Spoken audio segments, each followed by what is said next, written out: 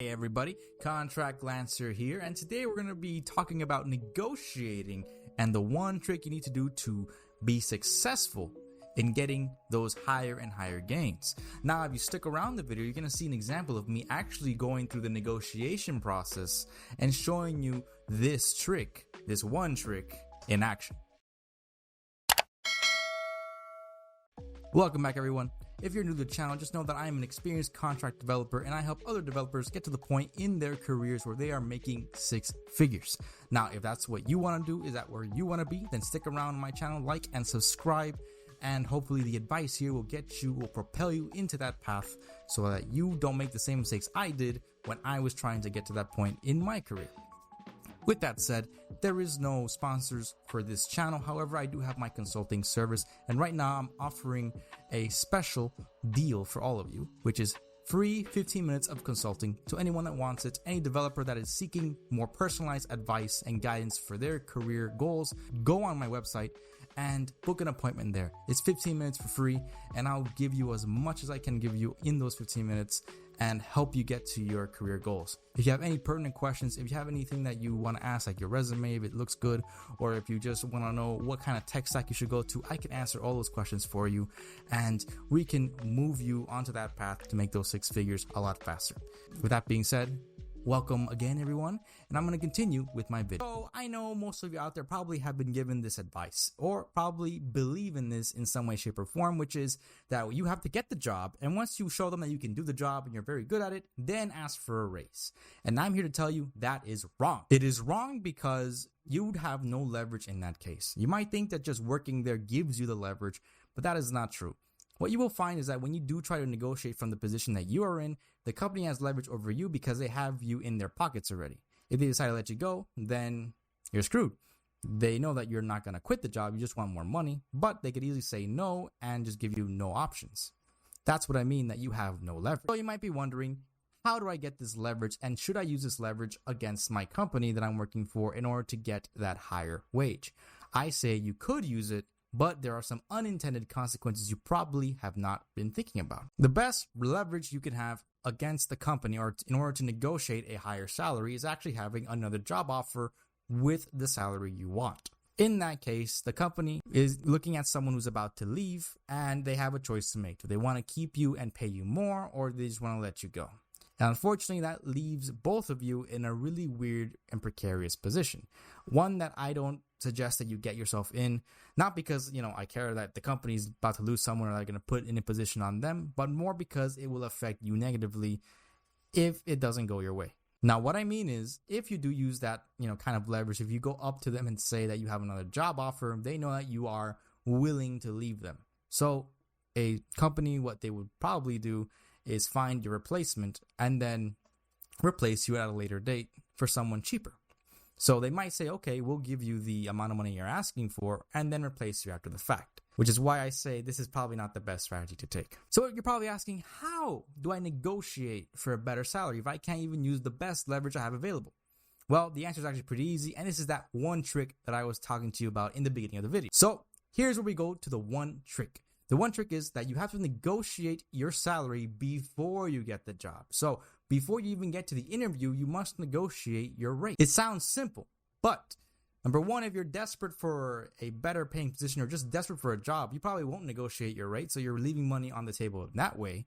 And you don't even know if they have a range in that offer. So they might be lowballing you and you wouldn't even know it. That's what I'm saying, that you're just leaving money on the table where you could actually get a little bit of extra scratch, if any. So how to increase your chances of getting to that, that extra money? How do you get to that point where you can negotiate for higher salaries? Well, the easiest way to do this is to go through someone who has your vested interest in getting, just someone available for the job position that you're applying for. And that is going through a recruiter or a third party. Not necessarily the HR manager of the company, but someone who is paid to simply find a good candidate to give the company towards.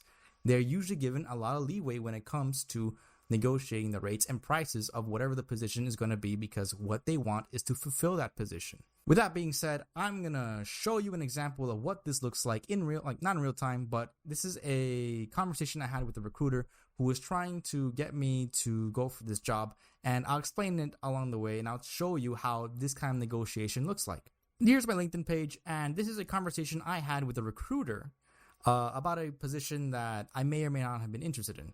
I really just wanted to know, what the rate would have been so that I could have referred it to another person, because I wasn't right now looking for a job. So that's kind of what you do when you have like these offers come in. Sometimes you help find other people work, and then you maintain a good network that way. You help them out, they help you out, and that's what I did with this guy. I referred him to someone who I think was a better candidate than I was once I learned a little bit more of the details.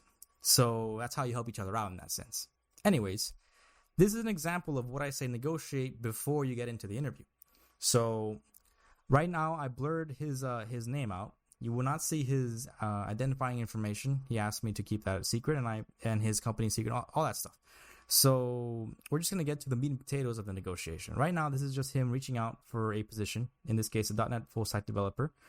And then I asked him, is it full remote? Because that's one of my criteria. My personal criteria is that I want a full remote position. So I asked him that. If they say no, usually I don't really like it, but I know that most people that I know of want a remote position as well, so they would typically want it. He says yes. And then let's just go down here. He says yes, and then I asked him, what's the salary, hourly rate? He says 110 annually with benefits, and I said, would that be comfortable? And then I tell him that's quite the cut, but I don't think that I can take that range. And then he asked me basically, what am I looking for? And I tell him that I don't tell him exactly what I'm looking for. And I tell him that I work for a company that right now I make about 160K. So you're going to have to beat this, or you have to give me some crazy benefits that will meet it or match it. And he says that they could go with 160K. So what you saw there was, he lowballed me a little bit with 110K, and then he jumped that all the way up to 160K. Because I know what I'm worth on the market. I know that I'm worth at least this much on the low end because of my experience and what I can bring to the table. So I knew that I knew that the good jobs would get me up to there a little bit. But then I wanted to push it a little bit more.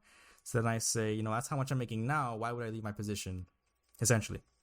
And he basically says that if that's not what you want, then how much money are you looking for? At this point, I stopped the conversation. I said, you know what? I know that I'm not going to get the position.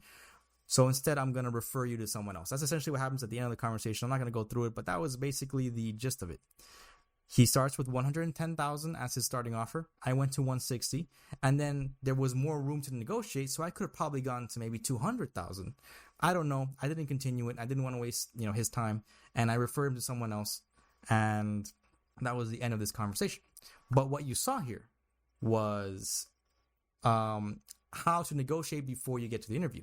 Right now, I could have taken the 110,000, but if I didn't probe a little bit more, I didn't know that I could have gone way beyond. 160,000 is 50% more than what he was offering, and I think I could have gone even higher. So just to show you what the power that you have during these negotiations before you get to that interview, before you get that job, just letting you know. So as promised, that is how I use this one trick. The one trick being that you negotiate your salary before you get into the interview, and you'll be able to probe the range of the salary that you can possibly get. If you don't do that, you're possibly leaving a lot of money on the table. In this case, you saw that I went from 110 to 160, and I could have probably gone even further. For you guys starting out, you probably don't have that much leverage.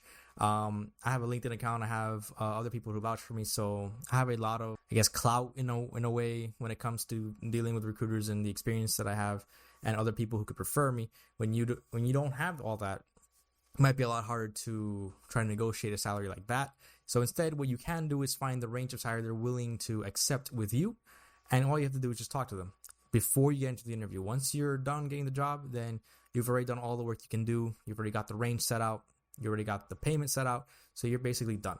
And if you want even more after the fact, then you're going to have to just find another job and switch up from there. That is how this works.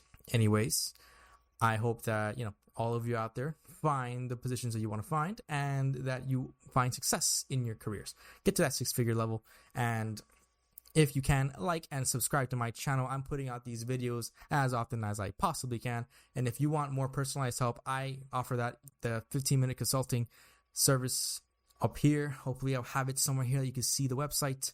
and in the description below. Thank you very much. Contract Lancer out.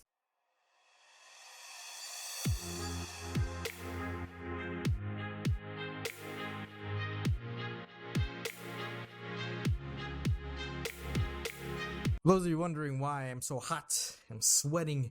There's no AC in here, man. There's no AC. What kind of place has no AC? I miss AC. It's June. It's gonna get hotter, and it's just hot.